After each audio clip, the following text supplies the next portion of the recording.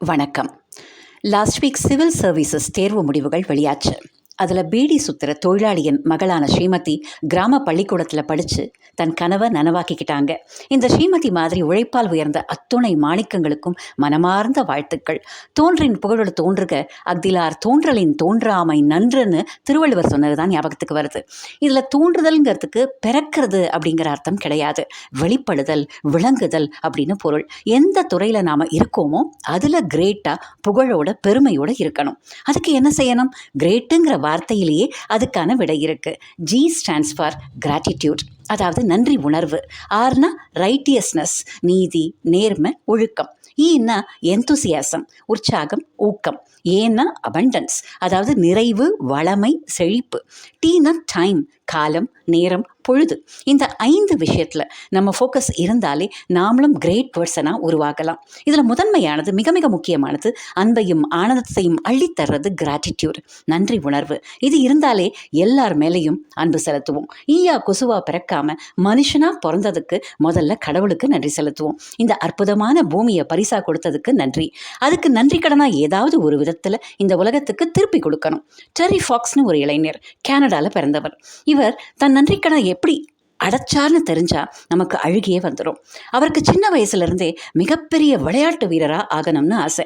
அவர் அதுக்காக கடுமையாக உழைச்சார். அவரோட 18வது வயசில் அவருக்கு போன் கேன்சர். அவரோட வலது காலையே இழக்கிறாரு. ஆனால் அவர் நம்பிக்கையை மட்டும் இழக்கவே இல்லை. அந்த நிலையிலையும் கடவுளுக்கு நன்றி சொல்கிறாரு. செயற்கை கால் பொருத்திக்கிறாரு. கேன்சர் ஹாஸ்பிட்டலில் தன்னை விட சின்ன சின்ன பசங்கள்லாம் கேன்சரில் துடிக்கிறத பார்க்குறாரு. அவங்களுக்கு ஏதாவது செய்யணும், எதிர்கால சந்ததியினர் இப்படி கஷ்டப்படக்கூடாதுன்னு ரிசர்ச்சுக்காகவும் சிகிச்சைக்காகவும் நிதி திரட்ட முடிவு பண்ணுறாரு.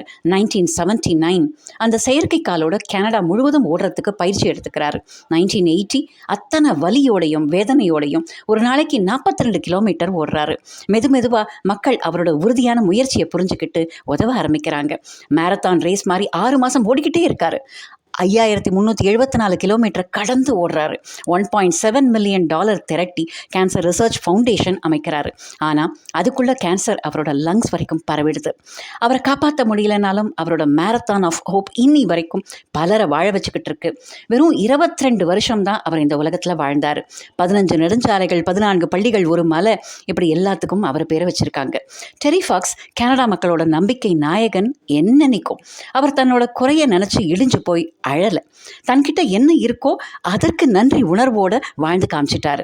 கிரேட் பர்சனாலிட்டியாக இன்னைய வரைக்கும் உயர்ந்து நின்றுக்கிட்டு இருக்காரு. கவுண்ட் யுவர் பிளெஸிங்ஸ்னு சொல்லுவாங்க.